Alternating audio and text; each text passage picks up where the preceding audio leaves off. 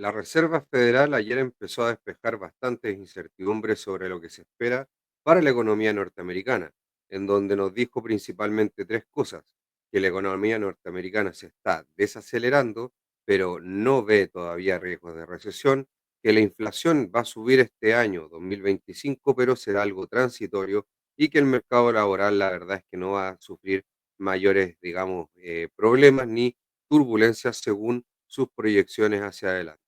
Ahora, ¿qué ha digerido con esto en los mercados y cuáles son las incertidumbres que tenemos a futuro? Son prácticamente dos. La primera es justamente el día de mañana, en donde hay vencimiento de opciones bastante importante, y es uno de los primeros temas que vamos a revisar. Y segundo es justamente las tarifas de Donald Trump, que aún siguen generando incertidumbre, y algunas cosas que está generando ahí el presidente de Estados Unidos que vamos a revisar en detalle. Así que los invito a que se queden a ver la presentación que vamos a ver de inmediato, ahí en donde sale Jerome Powell mirando qué es lo que sucede en el mercado después de el comunicado que hizo ayer, y que justamente tenemos un video especial sobre el tema en el cual está todo el detalle del análisis. Acá vamos a ir tomando un poco las conclusiones y un resumen de eso como guía, ya que básicamente esta va a ser la guía del mercado norteamericano por un tiempo. ¿Cuál es el sentimiento del mercado? La verdad es que sigue estando en miedo extremo y todavía no se ve nada muy importante que, digamos, deducir aquí. Sigue, solamente subió un poquito, digamos, de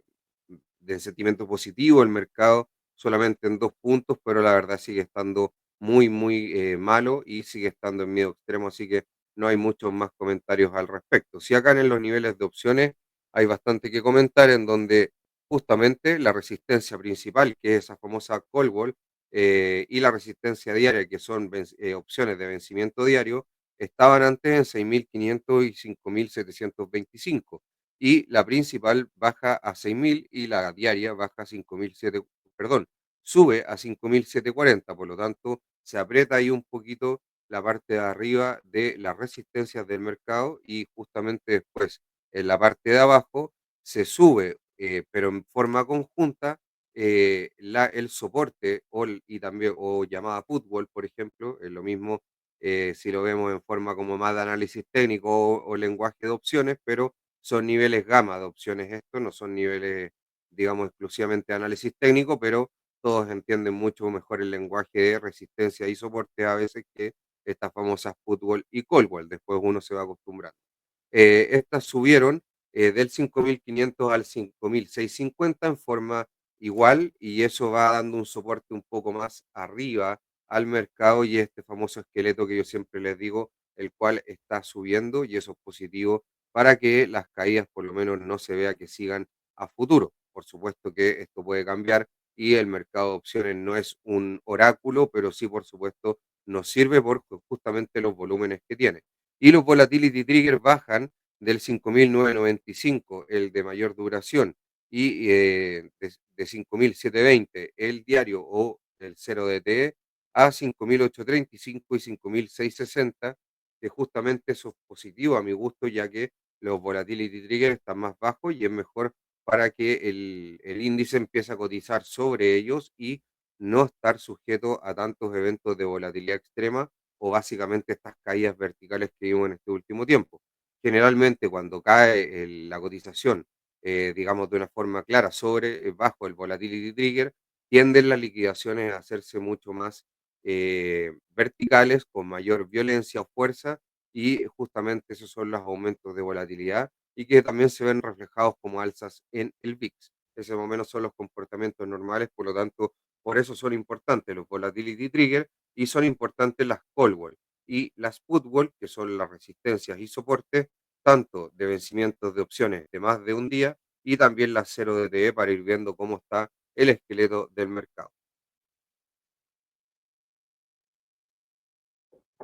Y acá justamente tenemos el vencimiento de opciones, en donde tenemos un vencimiento de opciones de triple hora bruja, que le llaman, en donde se verá vencer mañana alrededor de 4.7 billones de dólares en opciones sobre acciones, índices y ETF. Por eso se le llama triple hora bruja, ya que están justamente estos tres, digamos, segmentos de activos, a pesar de que a lo mejor gran parte de estos pueden ser accionarios, pero ETFs también hay de otros tipos, pero justamente acciones, índices y ETF son los que vencen mañana. Así que esto puede generar mucho más actividad, liquidaciones o subidas y últimamente acá nos dicen que no han sido grandes eventos, pero miren ahí el volumen cómo ha ido creciendo con el tiempo, en donde las single stock options, que básicamente son la parte más de abajo del gráfico, no ha aumentado tanto, pero sí miren cómo ha crecido las opciones sobre los índices, sobre los ETF. El azul más oscuro tampoco ha crecido tanto. El mayor crecimiento ha sido a mi gusto sobre las opciones sobre los índices. Y eso justamente se da por un tema de que los índices cada día están siendo mucho más usados para operaciones de trading, operaciones especulativas o para inversión pasiva. Por lo tanto, eso ha sido uno de los factores por los cuales estos mercados crecen y también crecen las opciones sobre ellos. Por lo que probablemente esto va a tener un mayor impacto, ya que se va a restablecer el strike de las opciones, que básicamente es el valor en donde empiezan a ganar dinero y esto permitirá más libertad para que los mercados se puedan mover hacia arriba o hacia abajo dependiendo cómo se restablezcan justamente estos niveles de opciones a futuro. Por supuesto que si esto es más hacia con construcciones bajistas porque ven que el mercado va a seguir cayendo y si lo hacen con construcciones más alcistas porque piensan que esto puede subir. Acá justamente vamos a seguir viendo el vencimiento de opciones en donde vemos que 2,8 billones de dólares para que vayamos entendiendo la magnitud de esto, van a vencer en opciones de el S&P 500 y 645.000 millones de dólares en opciones nocionales de acciones individuales, como por ejemplo pueden ser, y gran parte de la mayoría de las veces son Nvidia, Tesla y todas estas empresas como más, digamos, con mayor marketing o que muchas más personas están ahí mirándolas, también por ejemplo en su momento Palantir, etcétera, tienden a tener mucho más un mercado de opciones mucho más profundo, en donde hay mucha mayor transacción de este tipo de activos. Las opciones que vencen mañana representan un valor nocional equivalente al 8,2% de la capitalización de mercado del Russell 3000. Este no es el típico Russell 2000 que vemos como el índice Small Cap, sino que es un poco más amplio con 1000 acciones más, que generalmente son más pequeñas aún. El tamaño relativo de este vencimiento es menor que el de marzo del 2024. Por lo tanto, año a año baja un poco el vencimiento, pero por supuesto que sigue siendo algo relevante a ver en el mercado. Algo que nos dicen acá Goldman Sachs es que los CTA ahora tienen posiciones cortas en 34.000 millones de dólares en acciones estadounidenses versus 52.000 millones de dólares en acciones europeas, el mayor diferencial registrado en la última década. Y esto se los muestro porque básicamente este tipo de fondos, los CTA, que son bastante importantes, básicamente son fondos de tendencia, están yendo o están haciendo un flujo de capitales saliendo de las acciones estadounidenses hacia las acciones europeas y eso se ha visto como también los índices europeos han tenido un repunte bastante importante frente a, o digamos una mejor performance frente a lo que ha sido Estados Unidos. Y esto también pasa un poco con China y algunas bolsas latinoamericanas. Por ejemplo, la misma bolsa de Chile ha tenido un poco este efecto global. Trump y la guerra comercial, en donde ahí podemos ver al presidente de Estados Unidos, en donde hay dos grandes puntos que tenemos acá con Donald Trump, es que insiste en bajar los tipos de interés de la Reserva Federal y básicamente es algo que es importante, pero es lo que le importa más al Tesoro de Estados Unidos y también importa mucho más en el mercado porque son tasas más reales de financiamiento, sobre todo para la economía real, son las tasas de interés a 10 años o a 5 años, pero tasas de mercado. Y estas incorporan expectativas de inflación, de crecimiento, y no solamente importa lo que va a hacer la Reserva Federal, que sí tiene cierta relevancia, pero no es totalmente o no es solamente lo más importante. Em, Así que insiste ahí con que la Reserva Federal baje los tipos, pero la verdad es que está generando a mi gusto una tensión innecesaria en la independencia de la FED, a pesar de que para mi gusto tampoco es 100% independiente, pero bueno, ese es otro tema. Y la idea es que no hayan este tipo de declaraciones entre el poder ejecutivo y la gente de los bancos centrales. Los aranceles tienen fecha para el 2 de abril, en donde la incertidumbre seguirá alta hasta esa fecha o hasta que exista alguna negociación previa que vaya despejando esta incertidumbre. Y eso justamente se ha visto en donde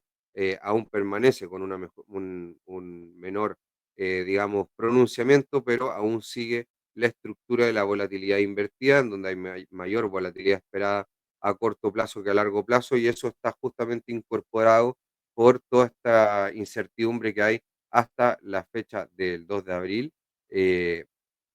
o hasta que tengamos negociaciones previas, como les digo, con estos temas de los aranceles y la guerra comercial. Y yendo a esta parte ya como más noticiosa y también de la parte de opciones, que son justamente los dos riesgos que hay más importantes en el mercado, los resultados de esta semana tenemos tres grandes empresas que, por supuesto, hay muchas más importantes y de hecho todas lo son, pero obviamente siempre hay nombres más relevantes y por nombre, por conocimiento general, las más importantes yo creo que son Micron, Nike y FedEx, en donde vamos a revisar acá los resultados de Nike, en donde los earnings per share o básicamente las ganancias por acción son de $0,54 con un estimado de un 0,29, lo cual es bastante positivo. Los ingresos son de 11.000,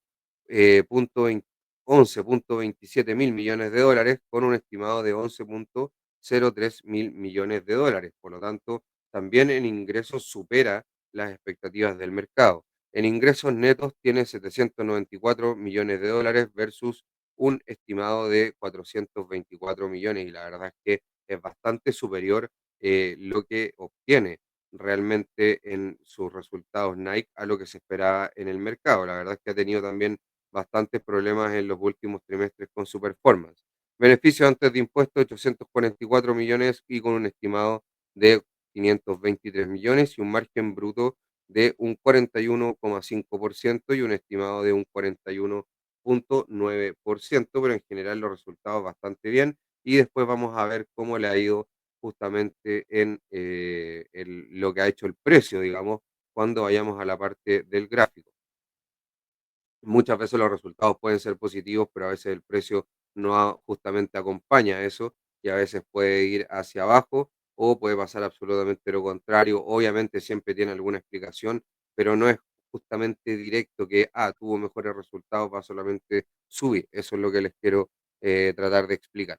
Acá Micron, una empresa importante para el sector de semiconductores, dice que su EPS ajustado, ganancias por acción ajustadas son de $1,56 con un estimado de $1,43, ingresos ajustados de 8,05 mil millones de dólares con un estimado de 7,91 mil millones de dólares.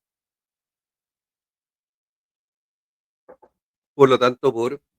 ganancias por acción y por ingresos está superando las expectativas del mercado y eso siempre es positivo.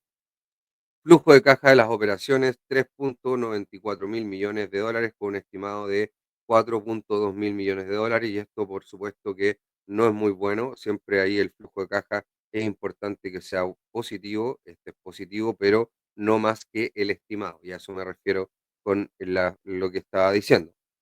Esto espera ingresos ajustados para el tercer,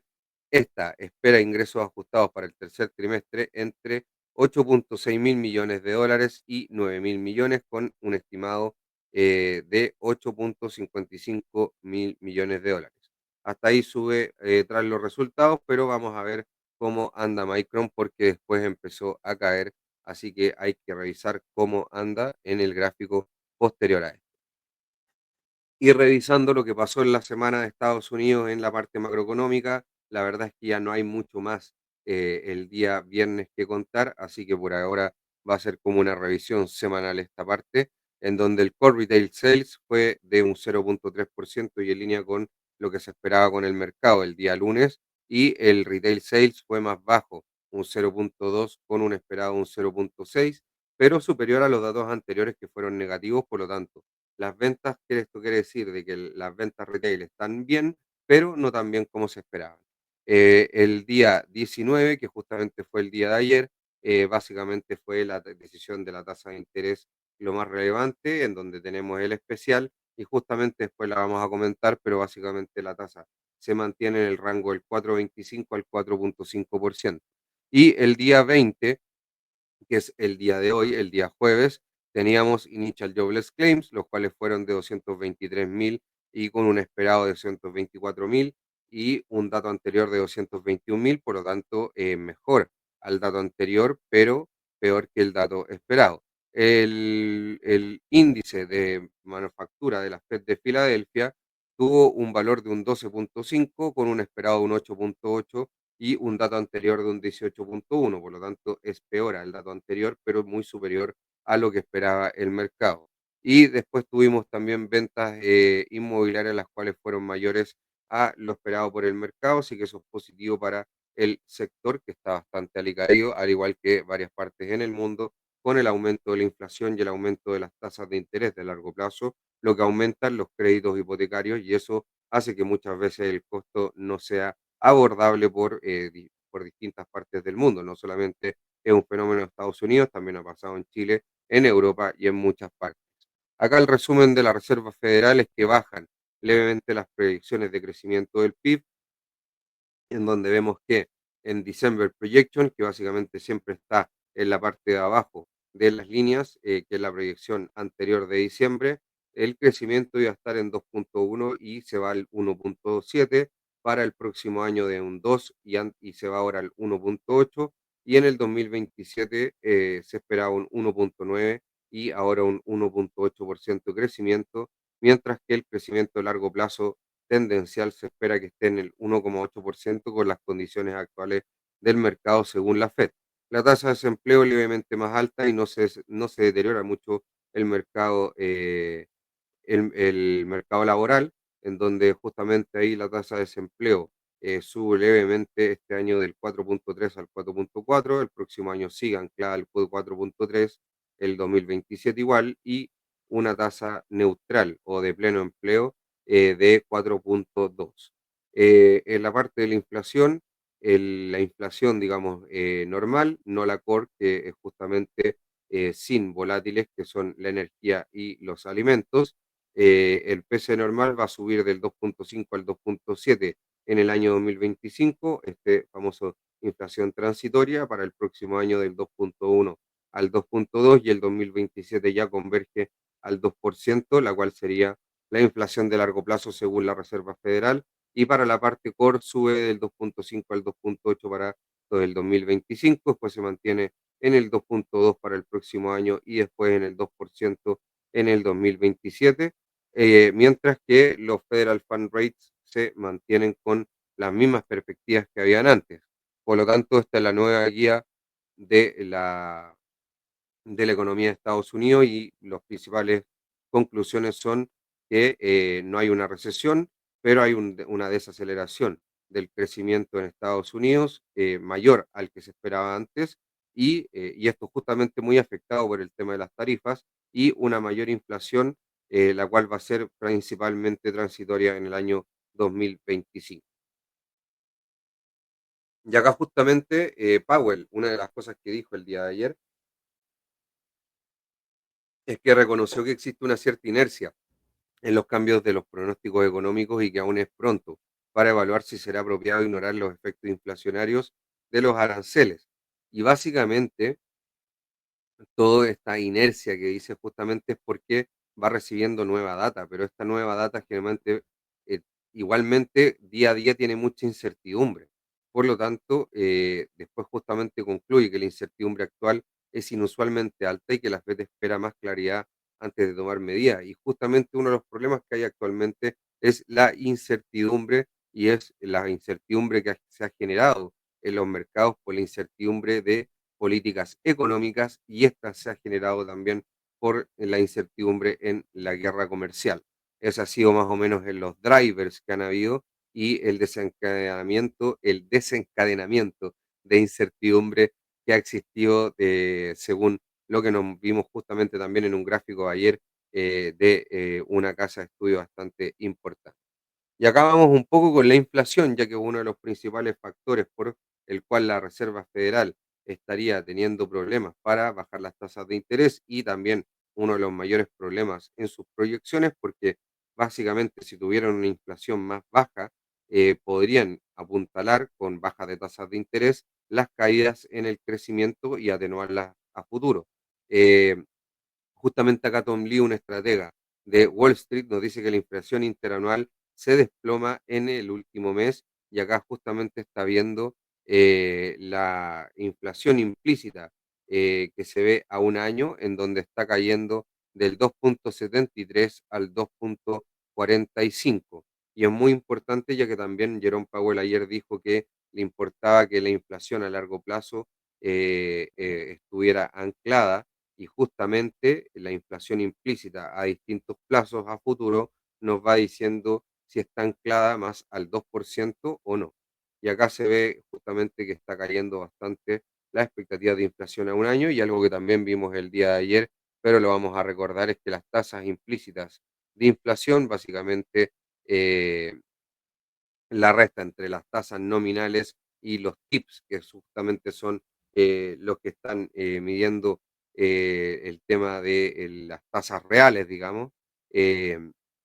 También estas están cayendo a 5 años, de hecho, con mucha mayor, digamos, de una forma mucho más importante, pero también están cayendo a 10 años y a 20 años, por lo tanto, está cayendo en toda la curva, digamos, de plazos, está cayendo justamente las tasas de inflación implícita. Les vuelvo a recordar, las tasas de inflación implícita se pueden medir de varias formas, de hecho la anterior justamente estaba hecha por unos forward de swap cero cupón de inflación, claro, un instrumento de medición de inflación de Estados Unidos y un derivado que existen básicamente en todas partes y ya para más largo plazo, obviamente estos instrumentos son bien de corto plazo o dentro de los primeros años, también existen en Chile con la parte de las tasas cámara, y existen los swap cámara, existe ahí todo también un mercado en la parte corta de la curva de tasas y después en la parte más larga lo que se va haciendo es que se resta la tasa nominal con la tasa real. En Chile, por ejemplo, podría ser la tasa en peso con tasa UF, en Estados Unidos la tasa nominal con los tips, ya para que se entienda un poco la comparación y cómo se calcula básicamente con una resta esta famosa inflación implícita que ve el mercado. Hay otras formas con swaps, qué sé yo, pero esta es una forma bastante sencilla y rápida de hacerlo para todo el mundo. Solicitudes iniciales perdón, el IPC, ahí se me quedó pegado eso, pero bueno, da lo mismo, no se preocupen. Cosas que pasan por hacer la presentación en un poco, tratando de hacerla rápido. El IPC basado en precios de la vivienda en tiempo real muestra un entorno de inflación inferior al 2%. Y acá Wisdom Tree nos muestra justamente cómo ellos ven que la inflación está en un 1,88% en, para la headline, que básicamente es la inflación normal, el PCE normal, y para el PCE Core está viendo un 1,98% de inflación, mientras que el mercado está viendo un 2,8 y un 3,1 en las métricas con este rezago que hay justamente en la parte de la vivienda o el shelter. Ya, este es un tema técnico de cómo se mide la inflación, pero básicamente hay varios estrategas y de hecho justamente Tom Lee, que no es de este Winsome Tree, sino que es de otra casa que es FS Insights, eh,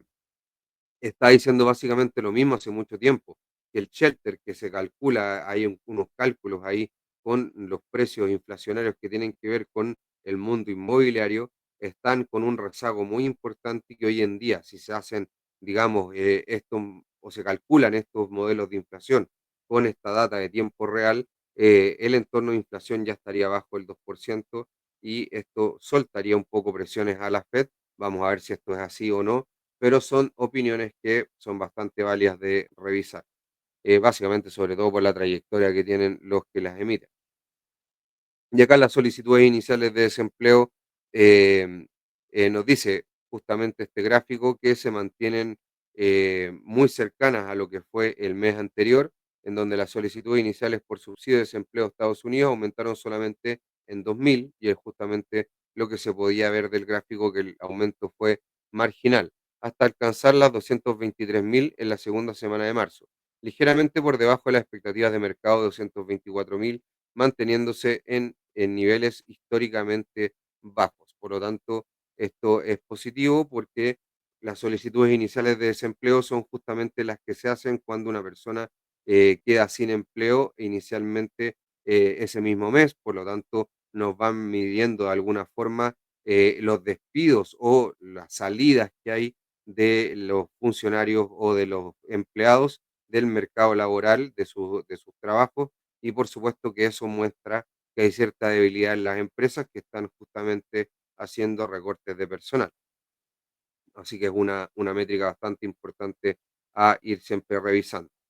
Y lo otro que teníamos el día de hoy fue el índice de manufactura de la FED de Filadelfia, en donde este disminuyó a 12,5 en marzo desde el 18,1 en febrero, pero superó, como dijimos, las expectativas de mercado del 8,5. Pero importante como este índice de manufactura de la FED de Filadelfia viene cayendo justamente desde enero, febrero y ahora ya marzo, a pesar de que sigue siendo mejor que las expectativas, pero viene cayendo.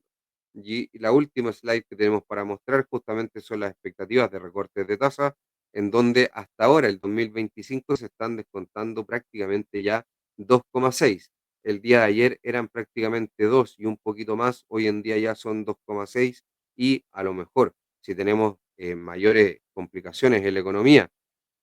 y eso signifique un deterioro del mercado laboral, o tengamos un entorno inflacionario, como también vimos que son algunas hipótesis en las slides anterior, que nos permitan tener un entorno inflacionario más bajo, esto daría a lo mejor más espacio a recorte de tasas de la Fed para poder llegar más cerca de su tasa neutral. Y ahora ya nos vamos a ver los gráficos, a ver qué es lo que ha pasado. Ahí tenemos los gráficos, perfecto. Y acá justamente estamos viendo la tasa de 10 años de Estados Unidos, la cual ayer tuvo una caída con justamente lo que dijo Jerome Powell, y esto básicamente fue por las expectativas de menor crecimiento, a pesar de que la inflación justamente se dice que va a subir, pero es transitoria, por lo tanto a 10 años no estaría haciendo mucho efecto una inflación más transitoria por un año por tema de aranceles, que también yo lo compartí en Twitter en algún momento, que esto tendría que ser transitorio porque después ya los niveles de precio nos siguen aumentando. Es un shock inflacionario, pero después tiende un nuevo equilibrio, que no es más benigno, sino que en el fondo, como he dicho varias veces también, lo que implica es una función de un mayor costo en la función de producción mundial a nivel general, pero después de eso ya ese nivel se equilibra y básicamente sigue en el largo plazo ya con un nuevo nivel, porque este shock es, digamos, de golpe cuando se imponen estos aranceles y aumentan los costos, digamos, según para quien se vean que se impongan los aranceles. Y acá justamente las tasas de 10 años vemos que hoy día estaban cayendo, pero posteriormente, después de a lo mejor los datos de sobre todo de manufactura de la FED de Filadelfia, y también los datos de empleo, que mucho tienen que ver con el crecimiento y con las expectativas de crecimiento en las tasas de 10 años. Estas suben y se ve esta vela que tenemos ahí bastante, digamos, alcista, en donde, claro, venía cayendo y terminó cerrando bien arriba, haciendo una mecha ahí, digamos, de subida bien clara. Vamos a ver cómo se comporta en las próximas sesiones, pero por lo menos eso, digamos, cómo se sube, digamos, antes del cierre, esa vela es bastante llamativo y nos puede estar mostrando algo, y justamente tiende a cerrar sobre la media de 200 sesiones, que visto de una forma técnica también es algo importante a mirar. Ahí de hecho lo tenemos con una mayor claridad, en donde cierra sobre la media de 200 sesiones, pero bajo la de 20 y también bajo la de 100. Así que vamos a ver ahí qué es lo que pasa, y justamente se venían descontando menores expectativas de inflación, perdón, de crecimiento, y ahora con la Reserva Federal sube un poco más, no se ve tanto una recesión como a lo mejor se estaba viendo cuando llegaron acá al casi un 4,1 en su momento, pero se está viendo igual más debilitada la economía norteamericana. En las tasas, perdón, de 2 años, que también son clave, el mismo efecto, tendrían una caída bastante importante y luego tienden a tener una subida antes del cierre y vamos a ver cómo va a ser el comportamiento, pero están bajo el 4% y a 2 años las tasas son bien importantes para ir viendo los recortes de tasas de interés, en donde acá se podría estar viendo por lo menos también uno o 2 recortes, por lo menos uno, en lo que son las tasas a 2 años y obviamente esto lo tenemos que ir mezclando con otras formas de ir viendo cuáles son los potenciales recortes de tasas por la Reserva Federal. Las tasas a 20 años, la verdad es que estaban haciendo prácticamente lo mismo que las tasas a 10, pero también bien llamativo ahí la subida, de hecho un poco más importante, ya que la vela igual termina con un poquito más ahí de cuerpo verde. Los fondos federales efectivos, que esto también es importante revisarlo, sobre todo después de lo que pasó con la Fed, justamente son la tasa efectiva de la Fed, en donde el rango justamente queda entre el 4,5 y 4,25. Estas tienen esas siglas, son ciertas tasas de estas bandas de la Reserva Federal, y la tasa SOFR, que es la tasa repo, está cayendo de los fondos federales efectivos, lo cual está mostrando que no hay mucha tensión en los mercados monetarios y básicamente le gusta un poco lo que se está diciendo por parte de la Fed a este mercado monetario que es justamente tasas a corto, muy corto plazo. Eh, revisamos las tasas a 10 años, las tasas, digamos, de más corto plazo, qué es lo que pasó con el DXY, que justamente es el índice del dólar frente a las 6 economías más importantes del mundo, excepto China, en donde el día de hoy subió bastante y es un rebote técnico. Justamente ahí en el 103,2 prácticamente está el low, pero el nivel está básicamente el 103,36 de ese nivel técnico que viene de octubre prácticamente del año 2024. Así que muy importante ahí este rebote del DXY y vamos a ver también lo que hace en la sesión de hoy, ya que estamos viendo un rebote al alza de las tasas de largo plazo, muy probablemente por mejores expectativas de crecimiento y el tema de la inflación. Y acá el DXY también se está mostrando un poco más fuerte de lo que estaba haciendo anteriormente, pero aún le falta bastante para recuperar. Ahora, claro, si vemos a nivel de largo plazo, el DXY sigue estando en un nivel bastante alto, así que esta caída tampoco digamos que es algo tan negativo y que el DXY esté, digamos, muy débil para nada. De hecho, sigue estando en un nivel históricamente bastante alto, así que eso muestra igual que Estados Unidos sigue estando relativamente fuerte frente a estas 6 economías que miden el índice de DXY, que son justamente la Unión Europea, Japón, el Reino Unido, eh, Suecia, Canadá y Suiza, con sus respectivas divisas. El Bitcoin está cayendo, la verdad es que ha tenido muy mal desempeño en este último tiempo. Lamentablemente, Bitcoin, ahí vamos nuevamente con las medias móviles, en donde ayer supera la media móvil de 20 sesiones, pero hoy día vuelve a perder bastante, ahí cayendo el 3%. Y justamente debe ser muy relacionado con lo que se está viendo un mayor temor por el tema de la incertidumbre que está ocasionando a un Donald Trump. Podemos ver que el día de hoy el S&P 500 cerró con una pérdida, digamos, o negativo en un 0,22%. Esto no se ve ahí en la vela, ya que empezó, digamos, mucho más abajo, pero igualmente ahí cerró con una caída, digamos, mucho más abajo con respecto a la vela anterior, que justamente eso es lo que va mostrando el cierre acá del 0,22%. Pero en resumen, cae, a pesar de que se ve ahí una vela verde, cae el S&P 500, el RCP, que justamente mide el S&P 500 equiponderados, cae un 0,42%, el Nasdaq 100 cae un 0,3%, el índice con semiconductores cae un 0,8% y el Russell 2000 cae un 0,65%. Esto obviamente que nos indica que ayer subieron los índices, principalmente subió harto los activos de riesgo, la renta variable, pero posteriormente la incertidumbre que hay en el mercado sigue siendo alta y hoy día tuvimos un día, la verdad es que no muy positivo y sobre todo ya después de varios días que hemos tenido bastantes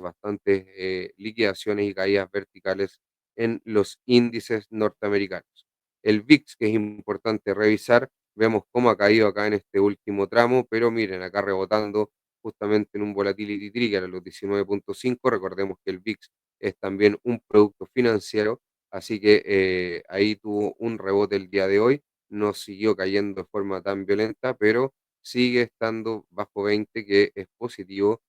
para tener un VIX bajo. Ojalá que mañana siga cayendo para que la volatilidad se siga viendo menor y haya, digamos, menos. Y esto obviamente va a ser por menor incertidumbre, pero ahí vamos a ver qué es lo que pasa con la política y las políticas económicas. El MOE sí subiendo bastante el día de hoy con un 4.75% y muy relacionado con los rebotes que hubieron en las tasas,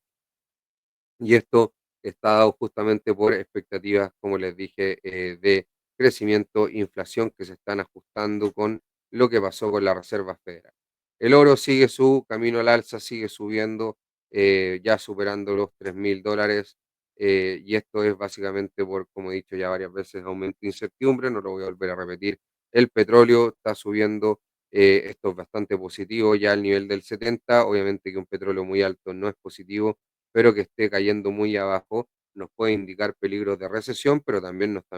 genera problemas en las explotaciones de petróleo y puede también traer conflictos a futuro en la oferta, que no es lo ideal, sino que haya un equilibrio, no básicamente después un shock de menor oferta que podría tener presiones inflacionarias por mayores costos debido a que aún sigue siendo un producto energético, un commodity energético clave para el funcionamiento de la economía mundial. ¿Y qué es lo que pasa con los índices en los futuros? Acá podemos ver que los índices de los futuros están cayendo levemente un 0,4% para el S&P 500, acá lo podemos ver acá, un 0,4% en el S&P 500, un 0,4% en el Nasdaq y está subiendo un 0,36% el Russell 2000, que la verdad es que viene bastante castigado, mucho más castigado obviamente que los otros índices, pero de hecho miren acá cayendo de noviembre del año pasado un 16%. Sí, podemos ver acá, la caída es mucho más violenta, pero es de solamente un 11% y en menor tiempo, eso sí, que fue acá, digamos, de un nivel más alto que el anterior. Y acá, obviamente que en el S&P 500 pasa exactamente lo mismo, pero no tan violento como en el Nasdaq, con un 7,8%. En un momento acá ya fue el 10, las famosas correcciones del 10% que se dan cada cierto tiempo en el mercado americano. Entonces acá podemos ver que no está muy positivo y acá podemos ver algunos niveles de opciones en donde tengo un gráfico de una hora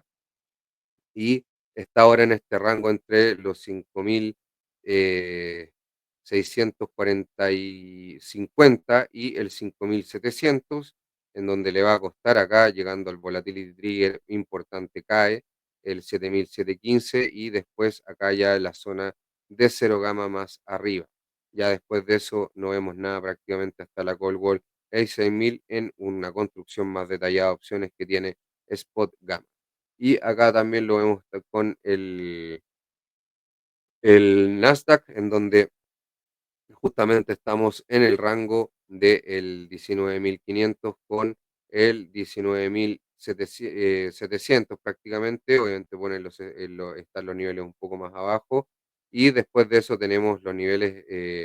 L3, L4 y arriba tenemos el cero gamma y los volatility trigger en el 19.980, 20.000 como niveles relevantes según todo el esqueleto de opciones, y por eso les digo que es como un esqueleto. Miren ahí todas las construcciones de opciones en el Nasdaq y también acá las del S&P 500. Por lo tanto, cuando estas se van moviendo, dan un esqueleto a cómo se va moviendo el mercado, y la verdad es que es bastante preciso a lo que va sucediendo con el desarrollo de los índices. Con eso me despido, que estén bien. Nos vemos hasta la próxima, que ya la próxima semana, por lo menos en análisis de estrategia, pero mañana tenemos mercados al día y después vamos a tener el lunes en especial de bancos centrales, el de Chile con el IPOM, y también vamos a tener sorpresas con el IPSA prontamente. Así que nos vemos, que estén bien. Chao, chao, hasta la próxima.